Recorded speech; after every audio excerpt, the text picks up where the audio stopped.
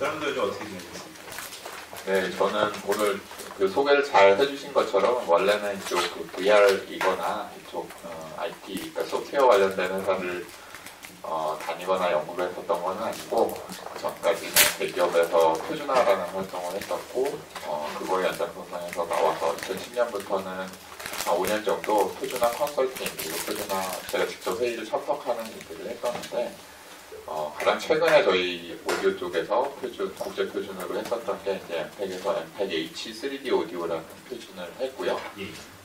아직도 사실 진행 중이긴 한데 거의 끝에 있는데 이 기술은 이제 어디에 쓰이려고 하냐면 지금 저희가 UHD 방송을 준비들을 하고 있잖아요. 전 세계적으로 우리나라가 제일 빨리 하려고 하고 있고 미국에서도 지금 표준을 정하고 있는데 거기에 들어가는 오디오 코덱이라고 보시면 됩니다. 지금 저희가 TV를 켜면 나오는 소리가 돌비의 H3라는 오디오 기술을 사용을 하는데요. 그게 20년 만에 이제 바뀌게 되는 새로운 코덱이 되는 거고, 이 코덱을 누가 가져가느냐에 따라 사실 향후 20년 동안 사실 이제 소리의 주도권을 쥐게 되는데, 그게 이제 전 세계적으로 보면 돌비 타와 지금 제가 참 그 표준화 참여를 하고 있는 이제 엠팩이라는 곳에서 제안하는 기술 두 개가 지금 경쟁을 하고 있고요. 그러면 이제 그렇게 나오는 소리가 이를테면 멀티 채널 우리가 아시는 것처럼 5.1이다 하는 게 이제 지금은 UHD에서 얘기하는 건 최대 22채널까지도 얘기를 하고요. 아니면 오브젝트, 소리도 하나하나의 객체라고 보면 객체를 이제 움직이게 하는 것들도 표준에 포함되어 있는데 이런 것들을 헤드폰으로 듣기 위해서는 결국은 최종적으로 두 개의 그 스피커로 나와야 되잖아요. 그런데 여러 개의 채널을 두 개의 스피커로 나오게 하는 기술이 저희가 가지고 있는 이제 헤드폰 버추얼라이제이션이라는 기술이고요.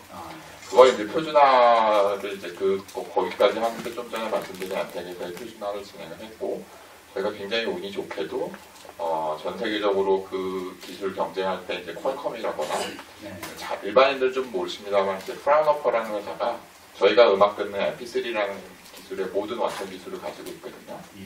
독일의 프라운어퍼라거나 이런 회사들이랑 경쟁을 했는데 제가 있었던 윌러스 표준기술연구소라는 곳이 그 경쟁에서 1등을 했어요. 그래서 이제 표준의 채택된 기술을 가지고 있는 거죠.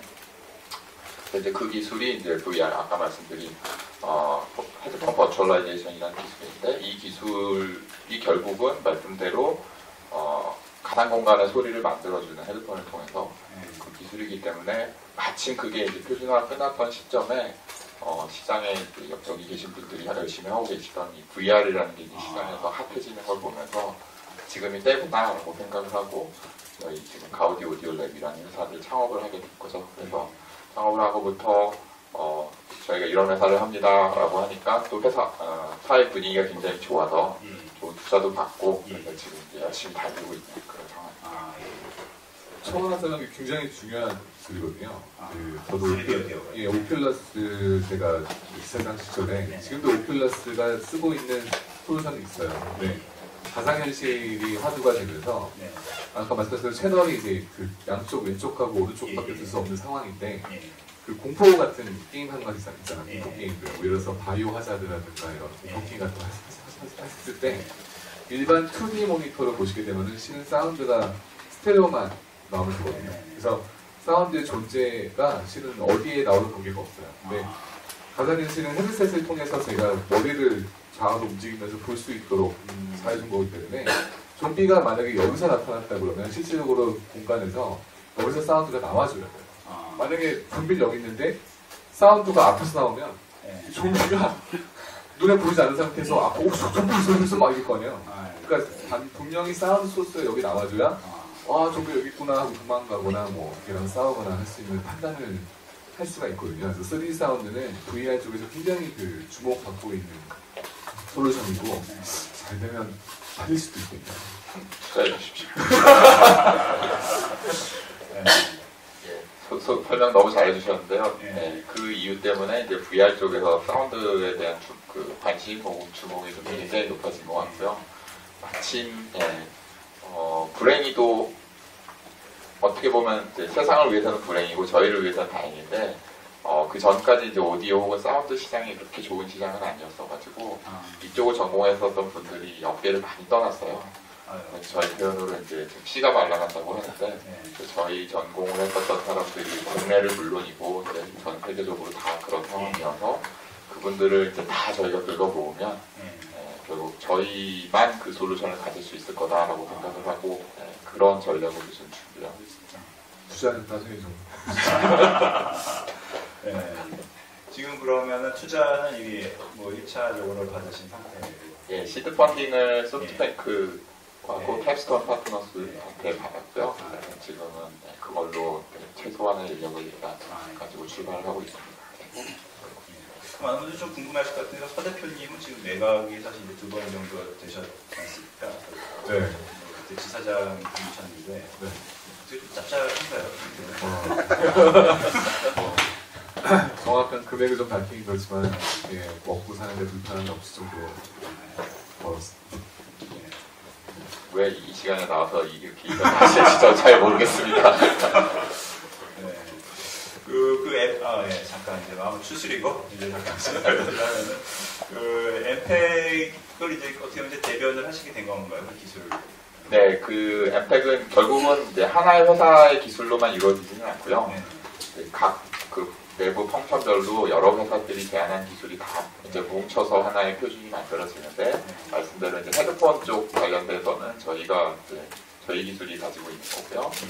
그 앞에 있는 다른 부분들은 아까 말씀드린 그런 퀄컴이라거나 또 프라모터라거나 또 애플이 가지고 있는 부분도 있고요. 그런 식으로 여러 회사의 기술들이 뭉쳐져 있습니다. 그래서 뭐 20년 만에 지금 새로운 기회가 어떻게 열린 셈이라고 할 수가 있겠네요. 재밌는 일을 하고 계시네요.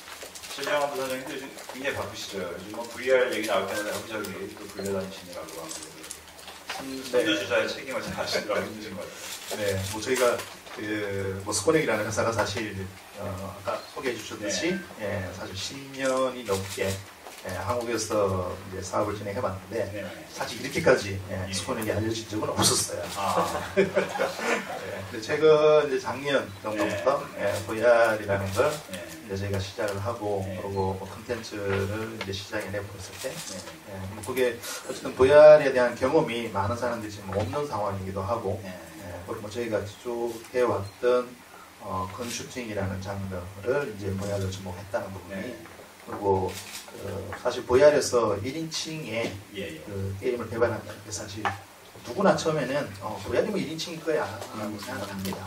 왜냐하면 VR 공간 내에 내가 들어와 있다라는 걸 확실히 줄 수 있기 때문에 그렇게 하는데 사실 1인칭의 게임이 그만큼 더 어려운 게 VR이긴 해요. 사실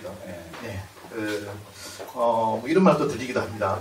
사실 오큘러스의 존 카맥이라는 분이 FPS의 창시자이시기도 하고 그렇게 FPS 게임을 잘 만드신다는 부분도 VR로 FPS를 만들어 봐야 되겠다라고 시작을 하셨는데 결국은 FPS는 VR에 맞지 않은 것 같다라는 말을 하실 정도로 도중에 개발하시던 부분들을 다시 생각해봐야 되지 않느냐. 이게 왜 그런 거예요? 그렇죠. 사실 그 1인칭은 현실과 가상 공간의 그 경험이 똑같을 때 저희가 지금 현 시대에 있어서 제가 고개를 이렇게 돌리고 걸어다니고 하는 상황이 가상현실에서도 똑같은 상황을 경험을 저희가 해야 되는데 사실 가상현실에서는 아직은 현실에서의 경험과 완전히 똑같은 경험을 할 수는 없어요.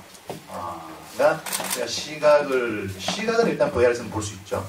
사실 아까 말씀하셨듯이 고개를 돌리고 하면 다 볼 수 있습니다. 360도를 상하까지 그냥 다 볼 수 있는데 사실 내 자신의 움직임은 그 VR 공간에서 굉장히 제한적일 수 있어요.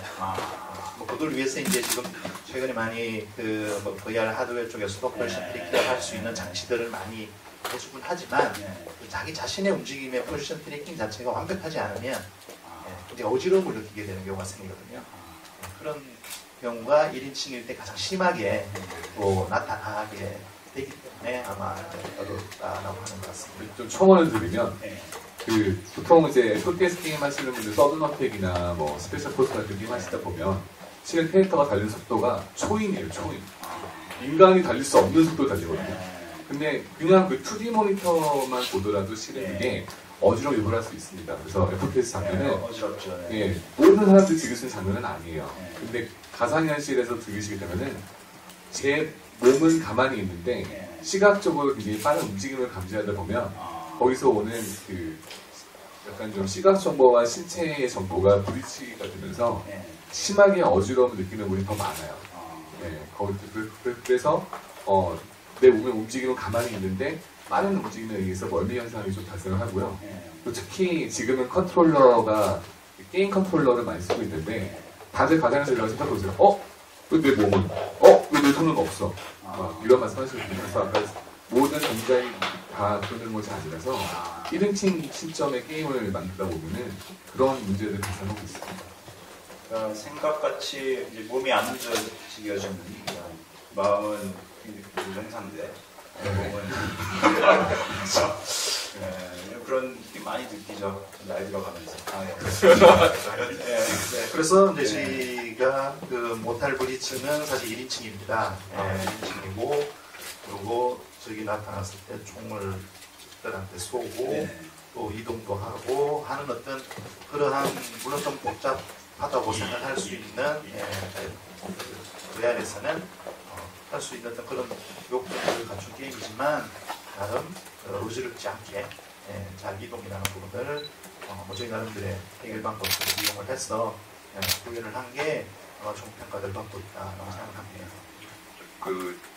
저희 회사가 아까 말씀드린 투자를 받고 나서 이제 PR 기사가 나갔는데 기사가 나고 다음날 처음 그러니까 저희 회사가 만들어지고 처음 미팅을 한 곳이 스코넥이었어요. 먼저 연락을 주셔가지고 회사에서 진행하는 일에 이제 사운드를 좀 입혀보고 싶다라는 걸로 저희를 연락을 주셔가지고 그래서 이제 처음 알게 됐고 그래서 이제 이 말씀하신 모타블리치라는 데모를 이제 굉장히 초기에 제가 이제 써볼 수 있는 기회가 된 건데 사실은 아까 설명해 주신 것처럼 어지럼증 때문에 저희가 이제 아까 말씀대로 저희가 하던 일에서 이제 VR로 넘어와가지고 오큘러스도 사보고 갤럭시 VR도 사봤는데 저는 진짜 1분도 못 겨워볼 정도로 어지러워서 큰일 났다. 내가 이거 가지고 이제 먹고 살아야 되는데 난 어떡하나 생각을 했는데 모타블리치를 썼을 땐 그 어지럼증이 많이 없더라고요. 그 다음부터 제가 여러 개를 경험을 해보니까 결국 얼마나 잘 만드느냐에 따라서 어지럼증이 저 같은 사람도 그냥 견딜 수 있는 경우가 있고 도저히 못 참겠는 경우가 있고 그런 걸 보면서 말씀하신 이제 FPS도 결국 저희 기술들이 이제 만드는 기술들이 점점 발전을 하면 언젠가는 정말로 이제 트루 리얼리티가 돼서 가능할 텐데 아직까지는 이제 그 계획 때문에 말씀하신 이제 한계가 있다라고 말씀하신 게 아닌가라는 느낌을 받습니다.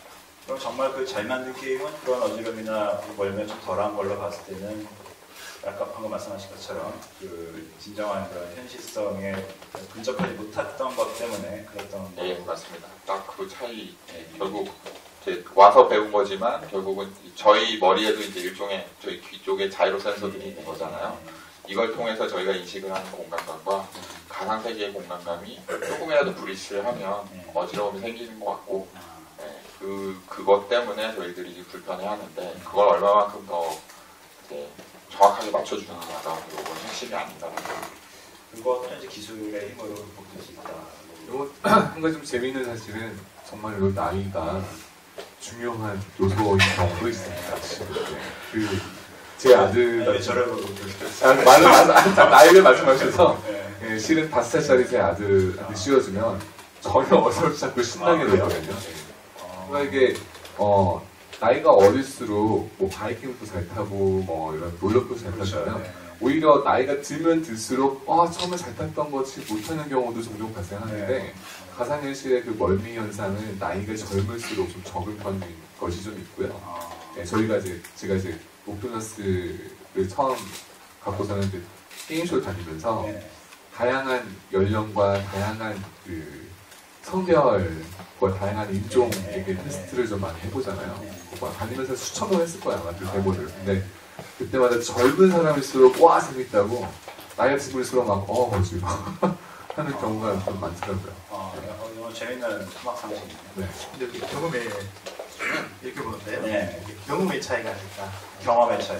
그러니까 나이가 많을수록 나이가 들수록 저희가 갖고 있는 이 현실의 세계에서의 예, 경험들이 예. 너무나 축적되다 보니까 아, 예, 이 경험과 가상현실 공간에서의 경험이 다르다는 걸 아, 대리감을 더 느끼는 게 아닌가 그런 생각이 그럴 수도 있겠죠. 예.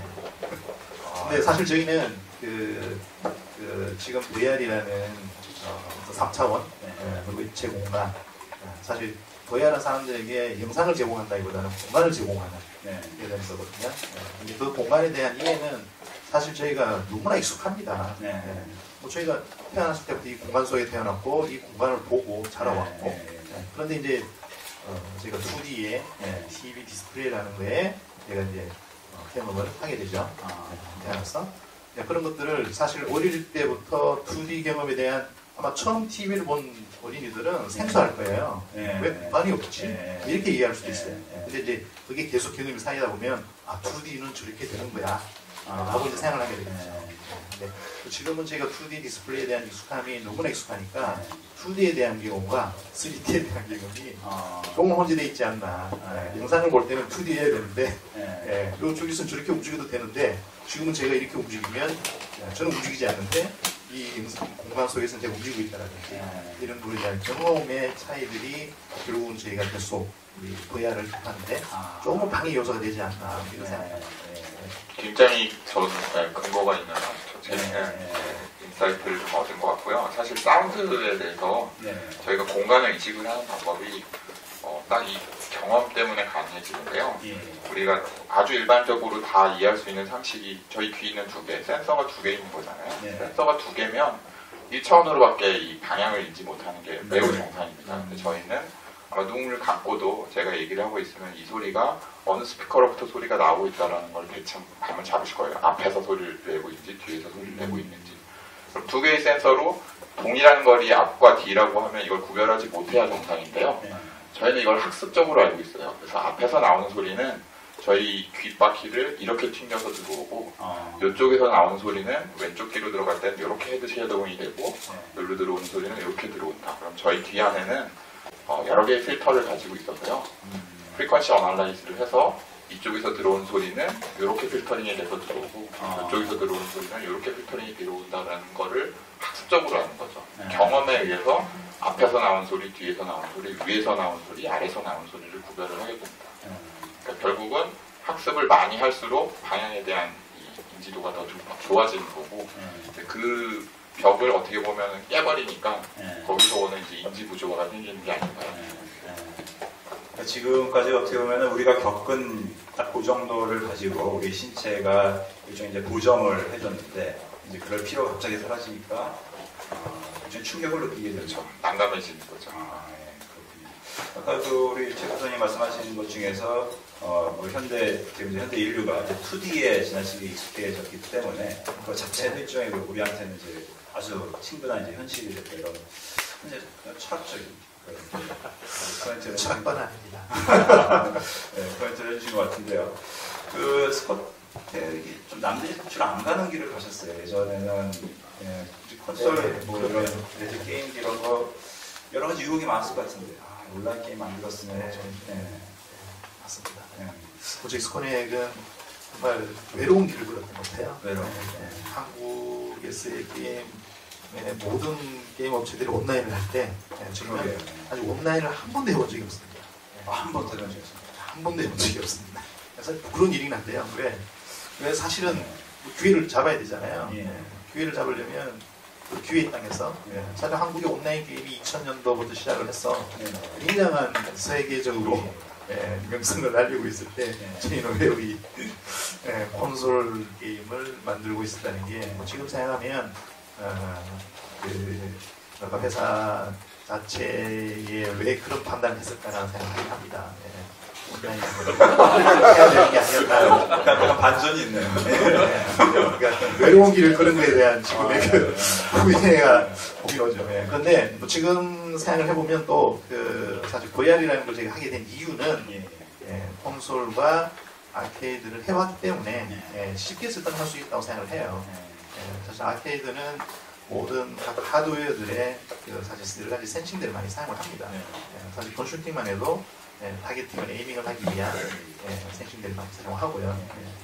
그리고 뭐 그 이외의 디바이스들이 굉장히 다양하죠. 콘솔은 게임패드가 하나 있으면 되고 PC는 마우스가 있으면 되고 키보드가 있으면 되지만 아케이드는 그냥 각색이에요. 게임마다 디바이스가 다 달라지거든요.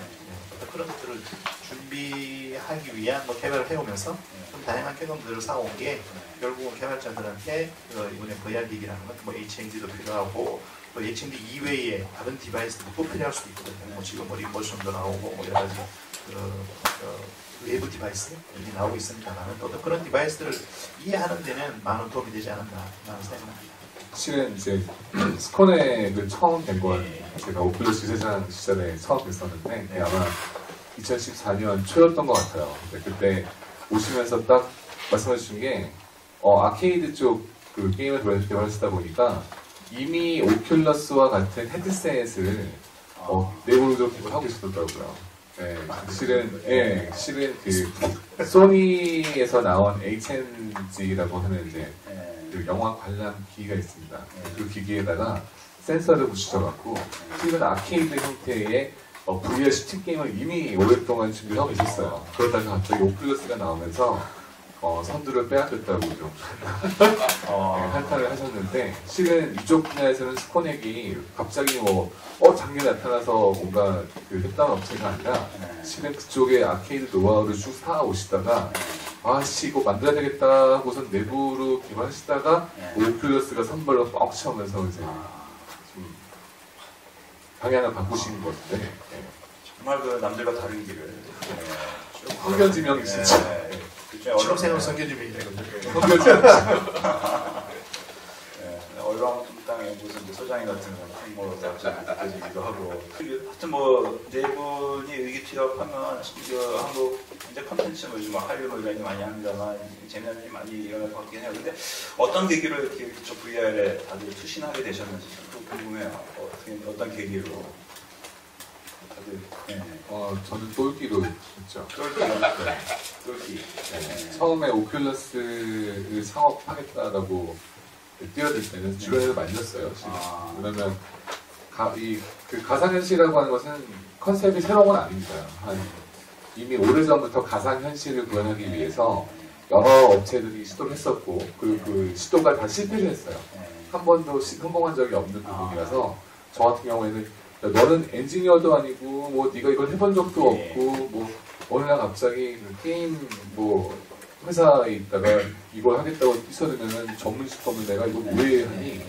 특히 오큘러스라는 회사는 1992년생이 만든 그 헤드셋을 가지고 시작한 회사이기 때문에 한국 나이로 따지면 그때가 20살이 좀 20살 간 넘은 친구가 그것도 대학교를 그 전공도 하지 않은 친구가 만든 것을 가지고 사업을 하겠다고 했을 때는 주변에서 넌 미쳤구나.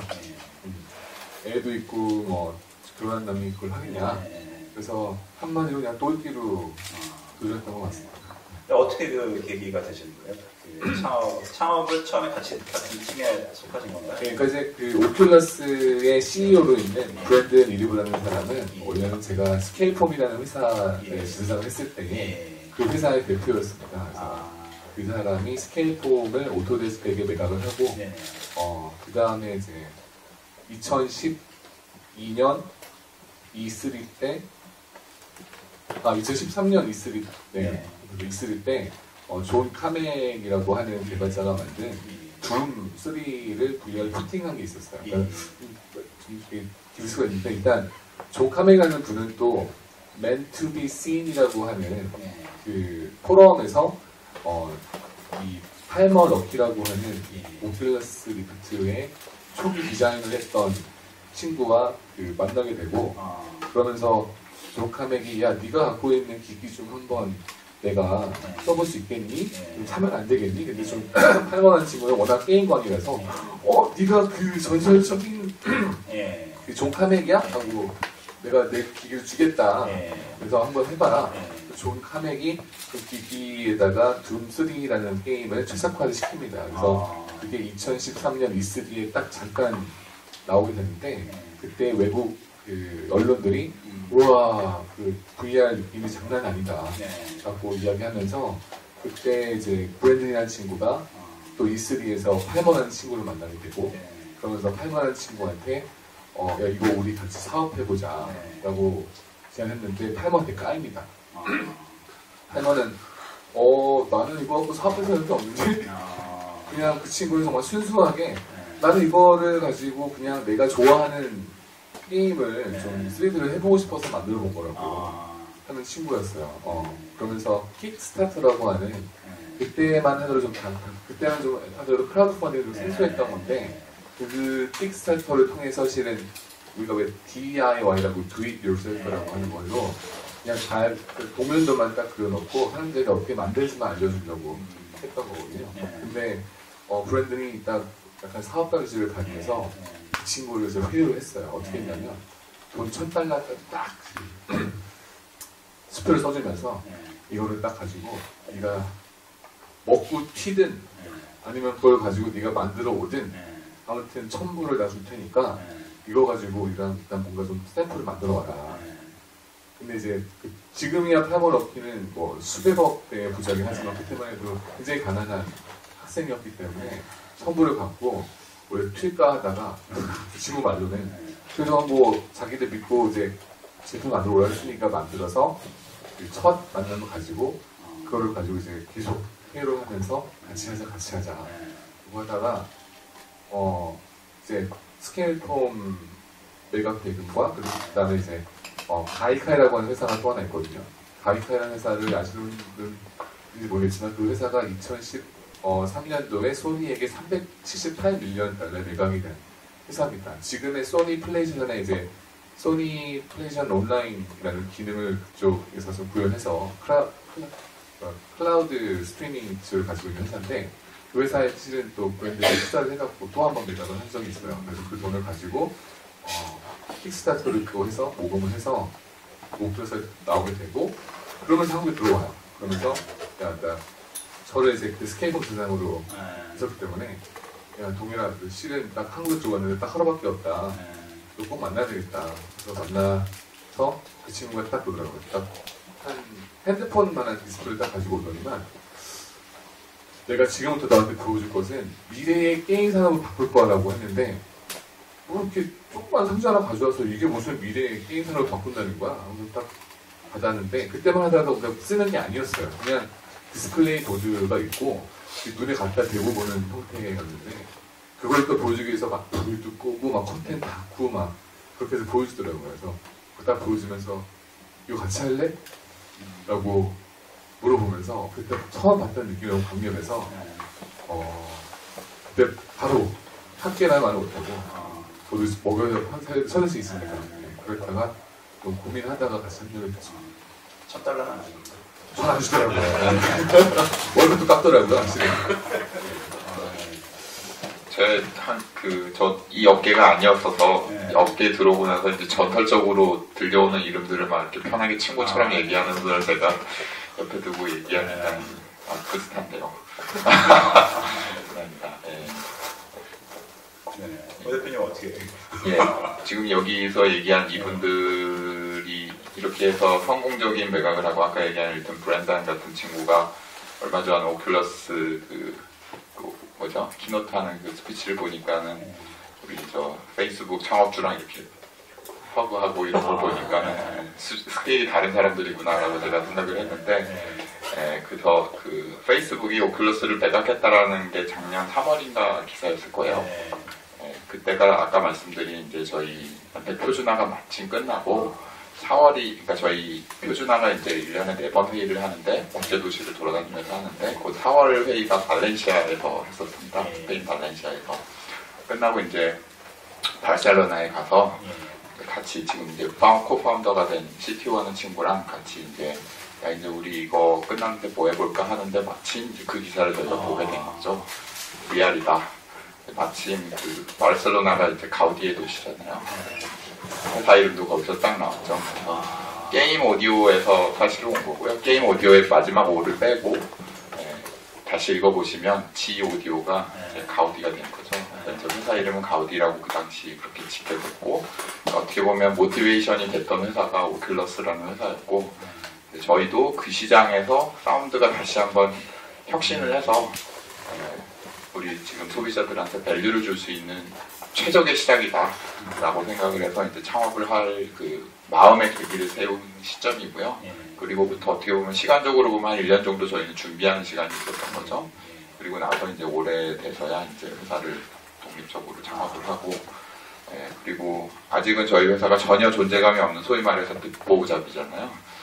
그럼에도 불구하고 일단 저희 꿈이 커서 글로벌 플레이어가 되기 위해서 여기 잠깐 등장을 했었던 이제 브랜단이라는 친구도 어떻게 했다 보니까 이제 제가 컨택이 닿아가지고 이메일도 한번 보내봤어요.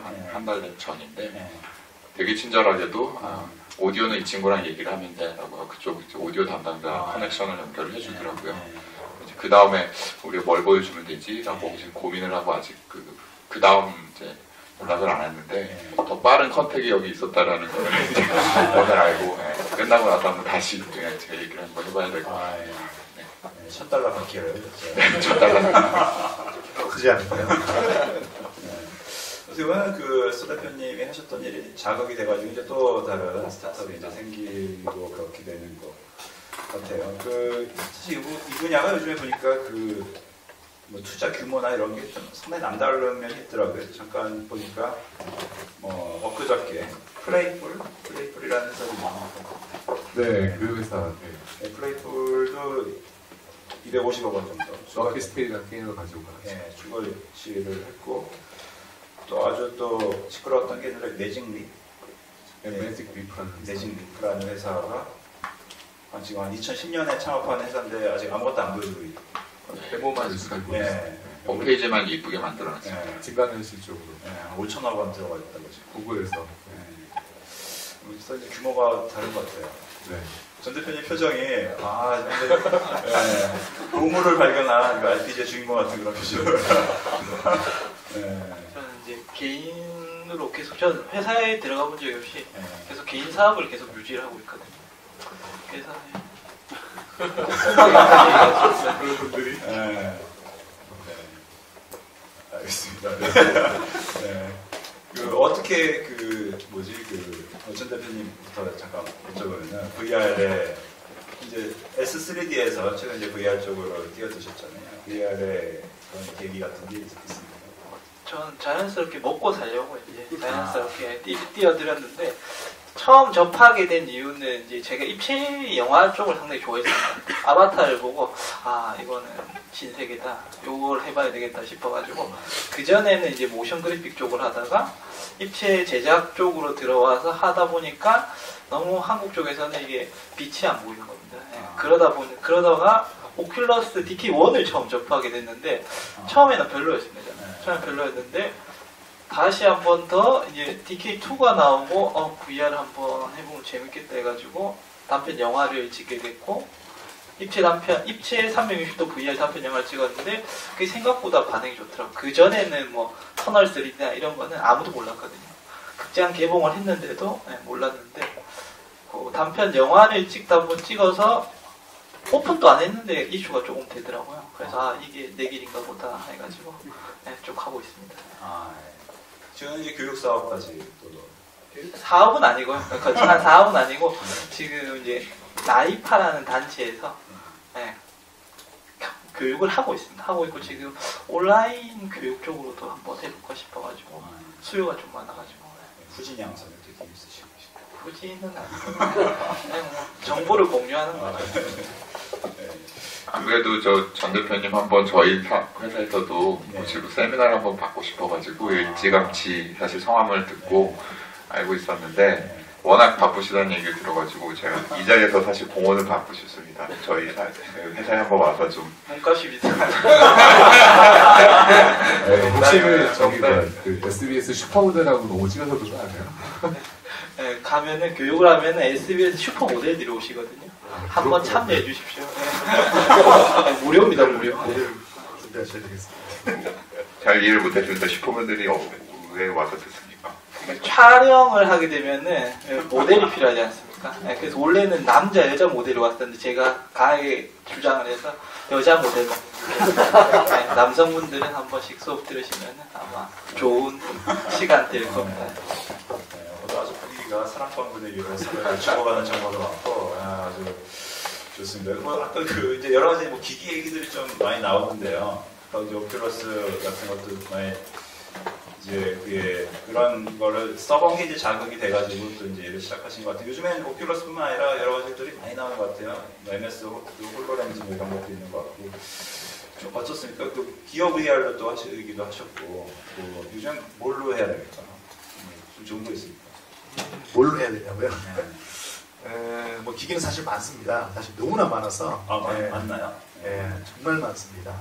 물론 뭐 제가 알고 있는 관심 있으신 분들은 아마 유명한 것들은 대부분 아실 것 같은데, 뭐 방금 얘기한 오큘러스, 그리고 소니, 플레이스테이션 VR, 뭐 예전에 오피에스라는 타이틀이었습니다만은 그런 것도 있고, 그리고 HTC하고 벨브에서 만든 바이브라는 것도 있고, 그리고 뭐 잘 알려지지 않았습니다만은 일본에서 만든 눈 동자 인식을 하는 포브라는 제품도 있고요.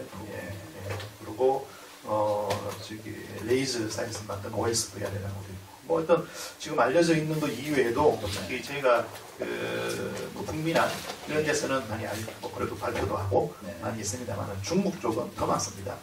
사실 VR 기기가 만들어지고 있는 숫자가 중국에서는 100개 이상 정도 있다라는 이야기도 있고요. 그게 뭐 사실 종류는 다양합니다. 모바일을 기반으로 해서 나오는 것들, 모바일이라고 하면 이제 구글에서 만난 카드보드라는 게 있는데 굉장히 저렴한 가격으로 되고 있는 기기가 있거든요. 근데 걔들을 그런 어떤 성능 정도이긴 하지만 아주 플라스틱으로 잘 만든 어떤 그런 것들도 굉장히 많고, 뭐 숫자는 정말 많은 것 같습니다. 정말 뭐 출천국 시대, VR의 하드웨어에 있어서는 지금이 아직은 누가 리드를 잡았다라는, 물론 뭐 지금 기술적으로는 오큘러스 이쪽에서 가장 앞서 가고 있다라고 보고 있습니다만, 종류는 굉장히 다양하게 합니다. 진짜 드론 시장이 열리면서 그 중국에서 이렇게 쏟아져 나왔던 거랑 비슷한 그런 느낌이 나네요. IoT 쪽에 VR 쪽 확실히 열리려나 합니다. 그리고 말씀하신 것 중에서 이제 구글 카드보드 얘기가 나와서 말인데요. 저희 그 인터넷 클럽에 많은 도움을 주고 계신 이제 구글사에서 구글 카드보드를 몇 개를 주셨습니다. 그래서 아무래도 우리 이제 이런 거 할 때는 앞에 앉아 계신 분들한테 좀 이런 혜택을 드립니다. 고개를 끄덕 계시는 앞에 앉아 계시는 몇 분한테 이제 카드보드를 하나씩 일단 나눠드리면서 또 그 다음 질문 이해가 다 있으시죠, 이 정도는? 예. 저희도 안 된 게 있긴 한데. 전 앞에는 저인 줄 알았어요. 네. 제가 이제 나와드리는 동안 잠깐 좀 질문을 또 하나 드리고 싶은데요. 미래 얘기를 좀 해보고 싶어요. 이제 뭐 VR 기기 얘기는 뭐 최부장님께서 쭉 해주셨는데 어떻게 좀 흘러갈 것 같습니다. 앞으로 그래서 약간 좀 짧은 미래, 머나먼 미래, 뭐 SF 같을 것 같으니까 좀 짧은 미래 VR이 어떻게 흘러갈 것 같은지 얘기 잠깐 좀 해주시면은 좋겠습니다.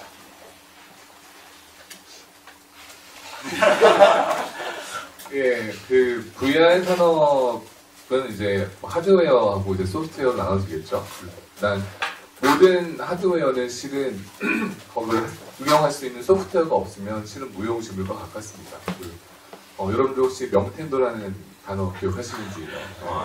그래서 국가에서도 실은 닌텐도 위라는 기기가 굉장히 뜨기 시작하면서 대통령의 특명으로 그 명텐도라고 하는 기기들을 만들려고 많은 돈을 투자하셨는데 그 많은 돈을 투자를 받았음에도 불구하고 하드웨어만 몇 개 남았을 뿐 그 하드웨어가 소비자한테 직접 어떤 사랑을 받지는 못했어요. 그 이유가 하드웨어가 나와봤자 거기에 대한 지원할 수 있는 소프트웨어가 없으면 소비자는 지갑을 열지 않습니다.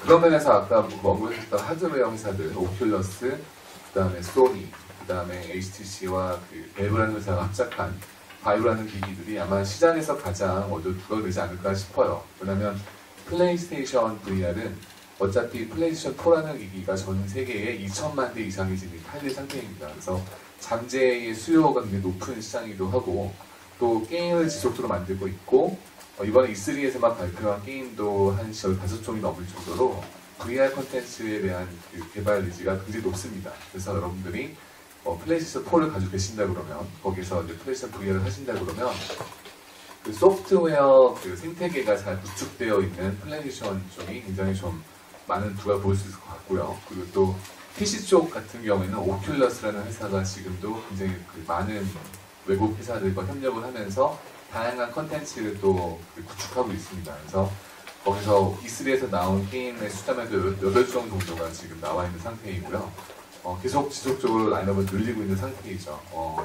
HTC하고 밸브가 만든 것은 아직까지는 몇 개의 게임들이 이제 하겠다라고 발표를 하고 있어요. 근데 HTC하고 밸브가 갖고 있는 무서운 점은 밸브는 이제 스팀이라고 하는 그 PC 게임 유통망을 가지고 있습니다. 그 동전만 지금 1000만 명이 넘고 있는 플랫폼이기도 하고, 그래서 만약에 개발자시라고 하신다 그러면 내가 만든 컨텐츠를 어디다 팔지?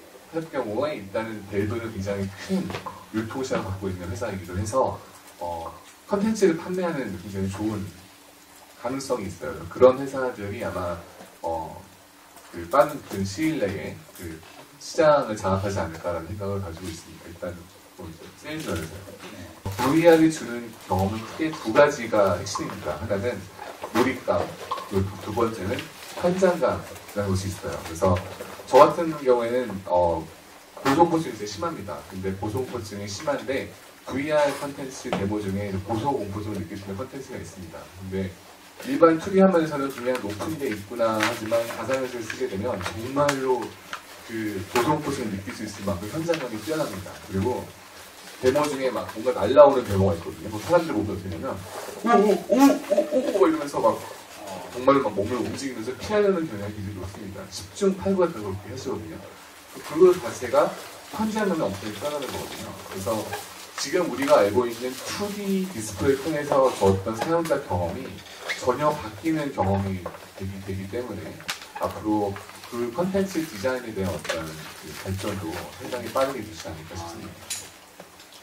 저희가 지금 게임에 대한 얘기 많이 하고 있고, 사실 VR 기기가 초반에 지금 나오고 있는 시기긴 합니다만은 가장 빠르게 접촉하고 있는 컨텐츠 개발사 또한 게임 개발사이긴 합니다. 왜냐하면 VR에 있어서는 아까 말씀하셨던 몰입감 그리고 상호작용이라는 것도 또한 VR에서는 가능한 거죠.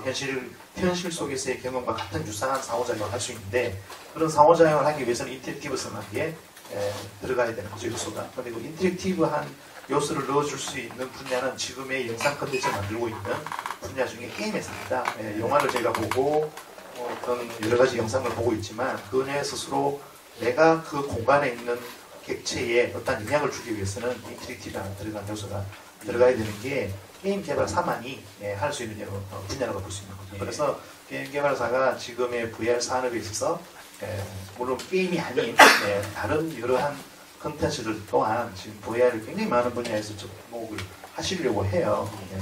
뭐 사실 광고에도 지금 많이 사용을 하려고 하고 있고요.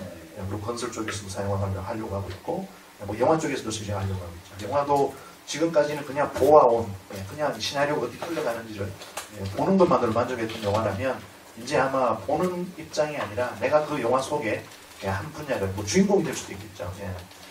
주인공이 아니더라도 어떤 영향을 줄 수 있는 뭐 그런 영화들이 만들어질 거라고 보는데, 뭐 그런 모든 것들에 아마 여기 게임 개발 하시는 분이 계신지 모르겠습니다만은 게임 개발을 하고 계시는 업종에 계시는 분들이 아마 VR 산업에 있어서 굉장한 어떤 기회가 되지 않을까 생각합니다. 스포넷도 뭐 다른 분야에 조금씩 하고 계시지 않나요? 지금? 네, 저희도 지금 게임 이외에 뭐 아까 말씀드렸던 광고는 어떤 것들이 있어요? 광고는 저희가 환타라는 코카콜라에서 하지만 환타와 LOL 리그 오브 레전드 게임에 나오는 캐릭터를 접목한 새로운 상품이 나왔었어요. 환타에서. 그래서 그 제품을 홍보하는 용으로 구글 카드보드로 구글 카드보드. 구글 카드보드 어떻게 쓴 겁니까? 저도 사실 안 써가지고. 지금 한번 보시면 되겠네요. 구글 카드보드는 사실 카드보드로 만들어져 있습니다. 종이로 만들어져 있는 거죠. 그래서 구글이 사실은 저는 구글이 왜 저걸 만들었는지 굉장히 생각을 해봤는데, 사실 페이스북이 오큘러스를 우리나라 돈 2조 5천억 원이죠. 막대한 자금을 때립니다. VR은 우리가 주권을 잡을 거야. 너희들 이만큼 돈을 투자할 수 있어? 라고 이제 뭐 그냥 아마 그렇게 내건 거라고 보거든요. 근데 구글은 야 그거 아무런 기술 아니야.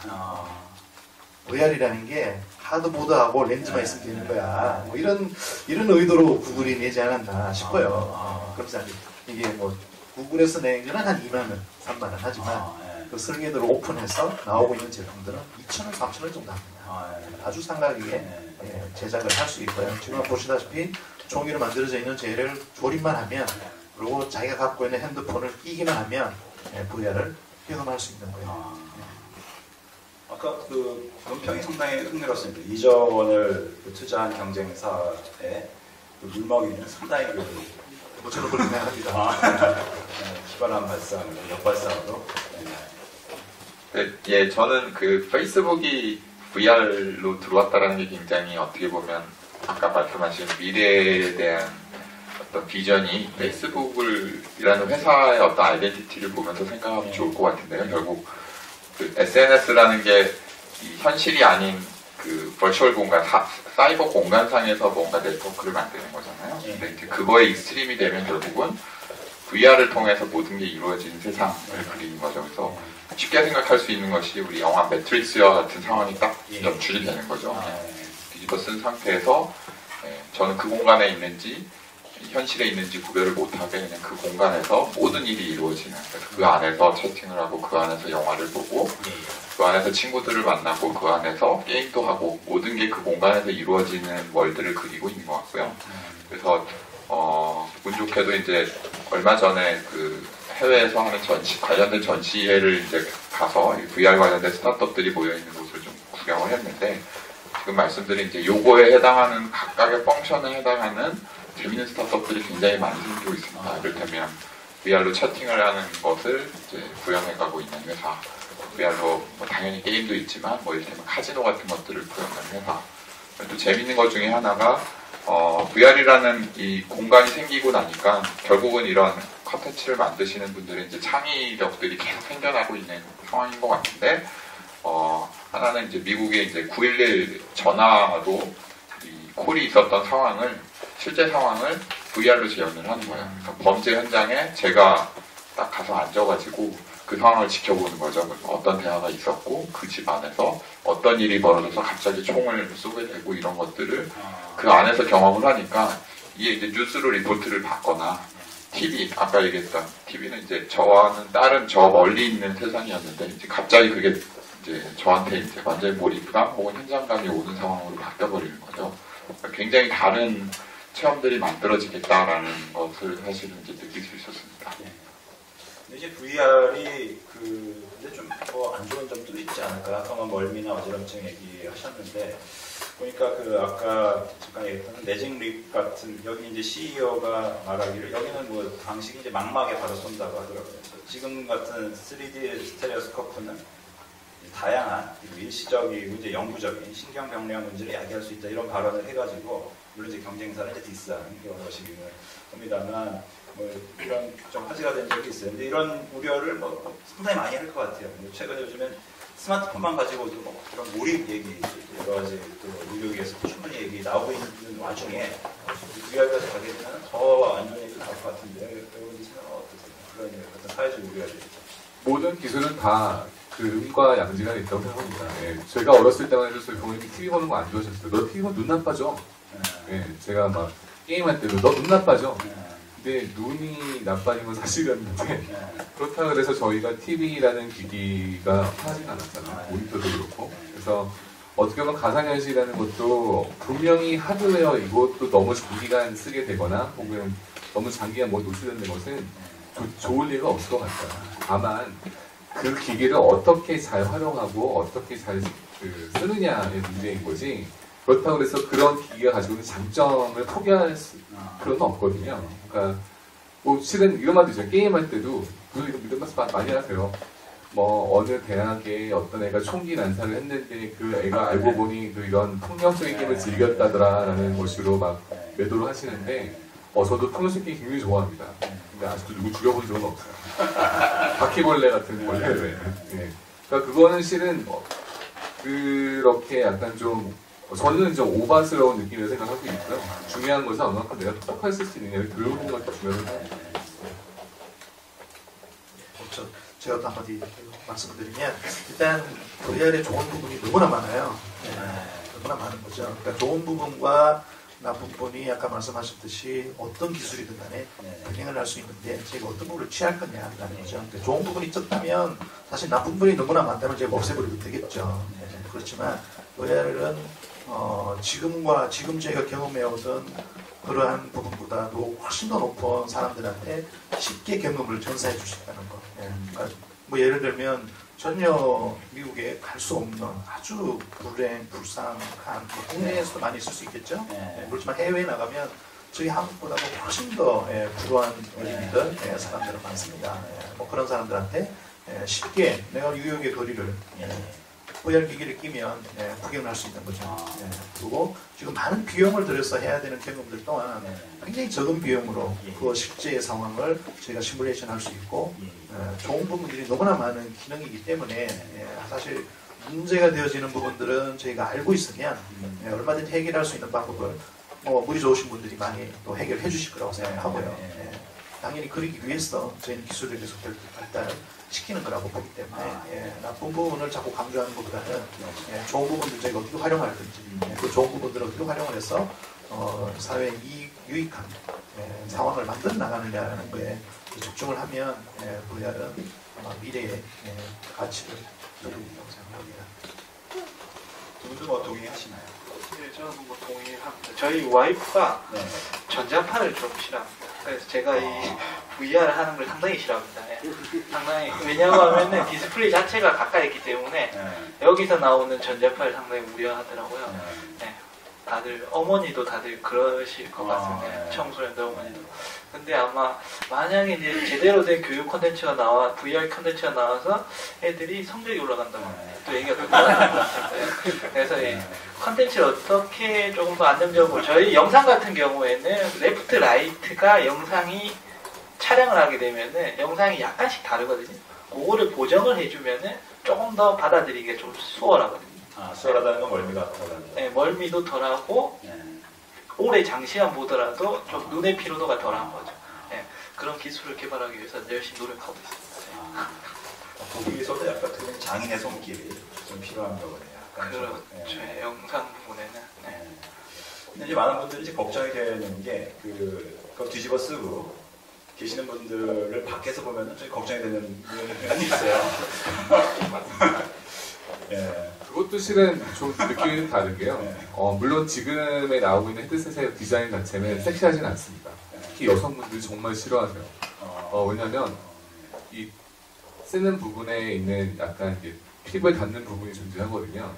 그리고 또 이 가운데에 그 밴드가 있는데 이게 홍해를 가르는 효과가 있어서 머리를 굉장히 멋있게 딱 하고 왔는데 이걸 쓰게 되면 팍 가라앉아서 왁스를 막 다시 이렇게 막 해야 되는 경우도 발생할 수 있고 여성분들 화장 예쁘게 하시잖아요. 그죠? 그리고 딱 눈썹도 붙였는데 눈썹이 닿는다거나 혹은 딱 끼고 나는데 갑자기 여기가 팬더가 된다거나 뭐 이런 부분이 있습니다. 그래서 물론 가상현실 헤드셋의 폼팩터가 아직까지는 좀 그런 민감한 부분들이 좀 존재해요. 그게 실은 웃을 수도 있지만 실은 민감하대요.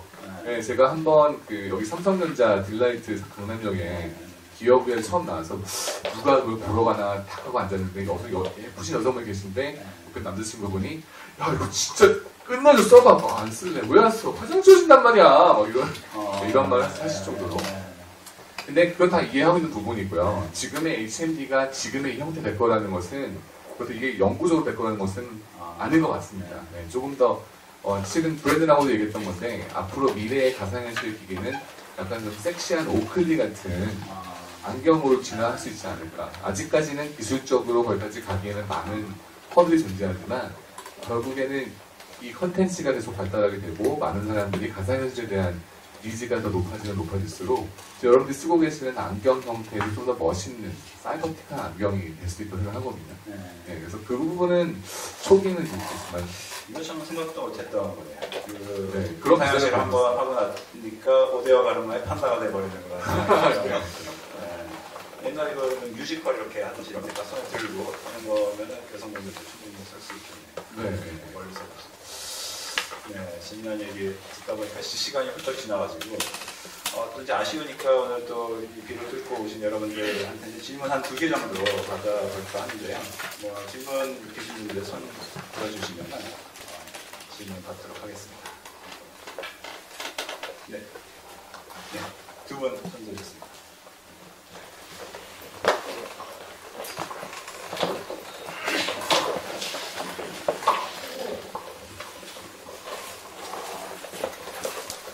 오늘 말씀 너무나 이렇게 강의한 감사드립니다. 좋은 말씀 많이 들었고요. 실제 현장에 계신 분들한테서 들으니까 좀 더 미래를 정확하게 많은 분들을 실생활과 연관되어 있어서 예측을 잘할 수 있었던 것 같습니다. VR에서 가장 중요한 게 그 해상도하고 레이턴시는 좀 나아질 것 같고 FOV라고 필드 오브 뷰가 있잖아요. 그걸 이렇게 스피어처럼 부처럼 전체를 할 수도 있고 현재는 한 100도 정도밖에 안 되는데 최소한 인간은 180도 정도를 볼 수 있잖아요. 기술적으로 180도를 아주 높은 해상도로 보여줄 수는 없겠지만 인간은 이제 자기가 보고 있는 한 10도 정도 에어리어 정도 각도만 이렇게 포커싱하고 나머지 부분을 흐릿하게만 보여주면 그런 스킬을 쓰면 얼마든지 디스플레이만 고해상도로 보여준다면 가능할 것 같은데 어느 정도의 FOV하고 레졸루션을 어느 정도로 가져가야 좀 더 사용자들이 푹 빠질 수 있게 이렇게 컨텐츠를 제공할 수 있을까 조언 좀 부탁드립니다. 다행히 저는 빠져도 네, 그 오큘러스가 처음 개발이 됐을 때 실은 해상도하고 FOV 문제를 존재하고 있었어요. 지금도 오큘러스를 쓰게 되면 오큘러스의 최대 가시거리가 FOV가 사선으로 110도입니다. 그리고 실제로 수평적으로는 약 90도 정도를 지원하고 있거든요. 근데 사람의 아까 말씀 정말 잘 주셨던 게 사람의 눈은 실은 앞에서 15도까지만 실은 그 시각이 인지를 해요. 그러니까 뭐 그런 소리냐면 제가 지금 앞을 저기 뭐 되게 계시는 분들 건식자님 보고 있다 그러면 그 시선에서 제가 15도까지는 굳이 고개 돌리지 않아도 눈만 돌려도 봅니다. 근데 사람은 내 15도가 벗어난 분명히 그 누가 있다는 인지를 해요. 하지만 여기 보기 위해서 째려보진 않습니다, 여러분.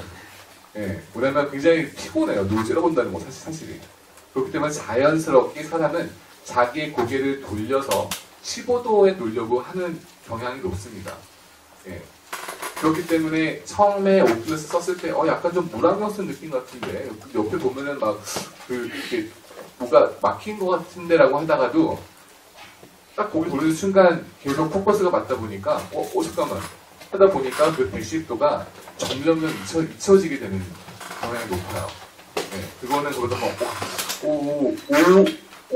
막 이렇게 되는 결국에는 그 110도라는 그 사선의 각 FOV가 크게 거슬리지 않는 정도가 되는 경우가 있죠. 사람의 뇌는 참 단순해서 나쁜 정보를 상당히 빠르게 스스로 제거해버립니다. 그래서 해상도도 물론 DK1은 상당히 부렸어요. 뭐 거기 부렸던 이유도 좀 나중에 뭐 하면 되겠지만 DK2 이제 프레이스티로 나오기 시작하면서 그래도 좀 약간 안 좋다라고 하지만 컨텐츠만 좋아지면 실은 그 해상도가 별로 이렇게 거슬리지 않는 거죠. 정말 재밌는 영화는 저희 예전에 혹시 지금은 4K 뭐 프레이스 얘기하지만 그 예전에 그 모니터들도 해상도 좋지 않았거든요. 그래도 불구하고도 그 컨텐츠만 좋으면 실은 영화 다운받아서 보시면서 해상도 갖고 해상도 너무 구려라고 얘기는 않잖아요. 네.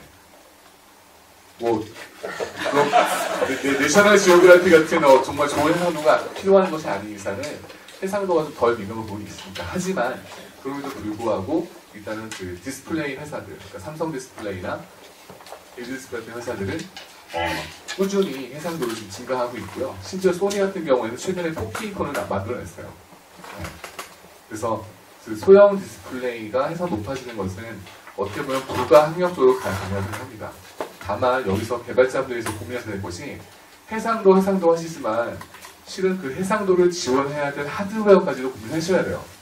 왜냐면 가상현실 컨텐츠는 최소한 90Hz, 초당 90프레임을 유지해줘야 되거든요.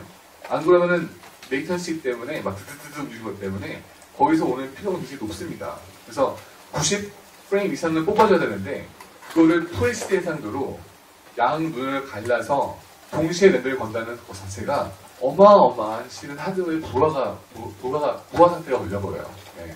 그래서 해상도 좋으면 좋겠어. 물론 소비자는 그렇죠. 하지만 게임 개발자나 컨텐츠 개발자 입장에서는 그것을 실시간 렌더링으로 해야 될 하드웨어가 준비가 되지 않으면 그것도 참 힘들어요. 그래서 오큘러스를 처음에 개발할 때 그런 부분에 대해서 굉장히 많은 고민을 해왔던 것이 있고, 그래서 지금은 타협점을 찾은 것이 현재 해상도라고 보시면 될 것 같습니다. 하지만 그거는 시간이 흐르면서 바뀔 거라고 생각하고요. FOV 문제는 지금 이런 얘기해도 되나? 교육을 하고 있는데 다양한 방법이 있을 것 같아요. 지금 오히려 공면 디스플레이도 나오고 있고요. 지금은 이제 일자로 된 디스플레이를 써서 어안을 통해서 크게 보는 형태지만, 나중에는 그냥 공면 디스플레이라고 해서 시야까지도 넓힐 수 있는 방법도 존재하기 때문에 그런 것들을 계속 R&D 통해서 FOB 늘 거를 하고 있습니다. 감사합니다.